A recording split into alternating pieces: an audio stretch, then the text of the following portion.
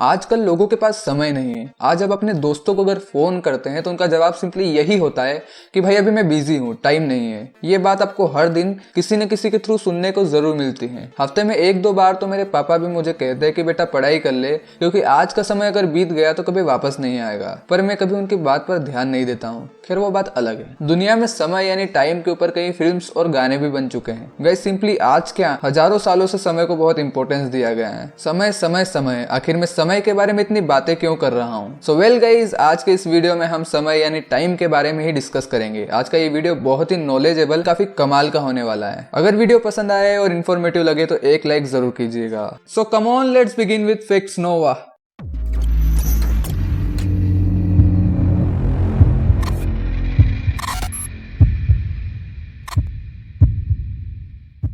Guys सबसे पहले तो बात करते हैं कि आखिर समय है क्या। What is time. जनरली अगर आपसे पूछूं कि टाइम क्या है तो शायद ज्यादातर लोग कहेंगे कि टाइम घड़ी है, या फिर कोई कहेगा सेकेंड्स, आवर्स, डेज या ईयर्स को टाइम कहते हैं। लॉजिकली सोचने वाले इंसान तो ये भी कहेंगे कि अर्थ के बनने से अर्थ के खत्म होने के बीच के सफर को समय कहेंगे। अलग अलग थियरीज टाइम को अलग अलग तरह से डिफाइन करती है, पर ये सब तो हम नॉर्मल लोगों की डेफिनेशन होती है। अब सुनिए साइंस टाइम को कैसे डिफाइन करता है। विज्ञान के हिसाब से टाइम प्रोग्रेसिव यानी प्रगतिशील और कंटिन्यूड यानी निरंतर चल रहा है, जो कि हमारे एग्जिस्टेंस को पास्ट से प्रेजेंट और प्रेजेंट से फ्यूचर की ओर ले जा रहा है। यह हमें पास्ट, प्रेजेंट और फ्यूचर की घटनाओं से भी रूबरू कराता है। फिजिक्स कहता है time is actually what a clock reads. ये तो हुआ साइंटिफिक डिस्कशन। अब आते हैं हिस्टोरिकल इवेंट्स पर। गाइस आपको ये पता ही होगा कि पुराने जमाने में लोग समय को देखने के लिए सन डायल का इस्तेमाल करते थे, जो कि 1500 बीसी में इजिप्ट में सबसे ज्यादा पॉपुलर था। पर तब भी और आज भी लोग समय को मात्र एक मेजरमेंट यूनिट ही मानते हैं। अब सवाल ये आता है कि टाइम सच में एग्जिस्ट करता भी है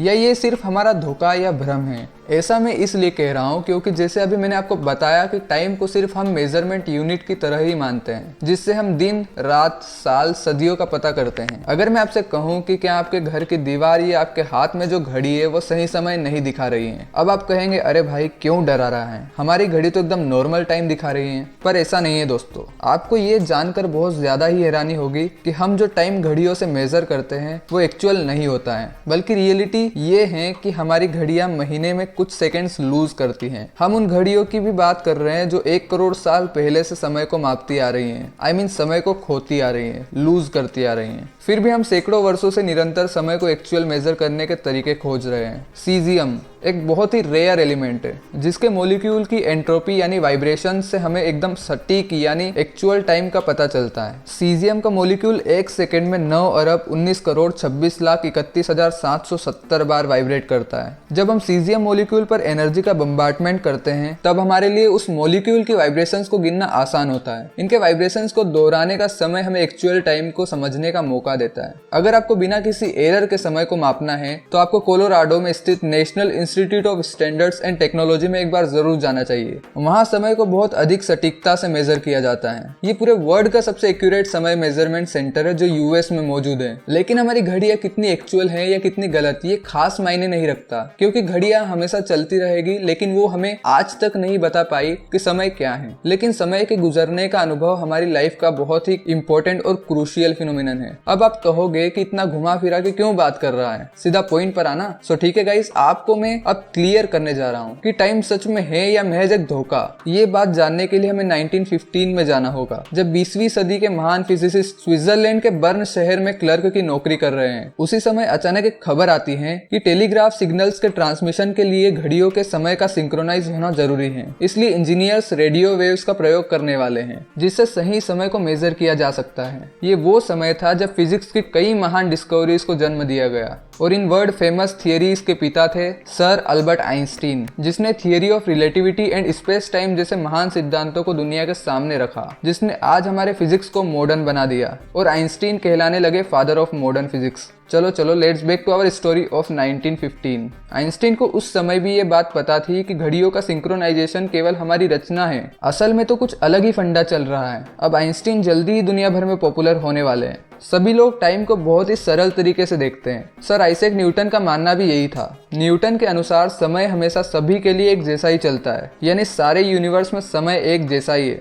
हम अपने आसपास देखें तो न्यूटन का ये स्टेटमेंट हमें सही लगता है, लेकिन आइंस्टीन का सोचना बिल्कुल अलग था। उन्होंने सिंपली इस स्टेटमेंट को रिजेक्ट करते हुए कहा कि समय जो हमारी एक कल्पना है वो अलग अलग स्थानों पर अलग अलग ढंग से फ्लो करता है। यानी मेरे द्वारा अनुभव किया जाने वाला समय आपके द्वारा अनुभव किए गए समय के बराबर नहीं है। आइंस्टीन यही नहीं रुके, उन्होंने स्पेस और टाइम के बीच की मिस्ट्री को सुलझाया और हमें ये बताया कि अगर आप स्पेस में ट्रेवल कर रहे हैं तब टाइम की रफ्तार आपके लिए धीमी हो जाएगी। इसका मतलब समय आपके लिए बहुत स्लो होगा, लेकिन डेली लाइफ में आप इसे फील नहीं कर सकते क्योंकि आपके मोशन का इफेक्ट इतना कम होगा कि आप इसको फील ही नहीं कर पाओगे। ये इफेक्ट सच में एक रियलिटी दिखाता है कि टाइम एक इल्यूजन की तरह काम करता है। अब मैं टाइम को मोशन से अलग नहीं कर सकता और मेरी गति यानी मोशन समय के साथ किसी डायरेक्शन में नहीं बल्कि स्पेस में हो रहे हैं। इसलिए आइंस्टीन को ये एहसास हुआ कि स्पेस और टाइम को अलग अलग नहीं सोचा जा सकता। इसलिए उन्होंने इस कंसेप्ट को मॉडल ऑफ स्पेस टाइम कहा,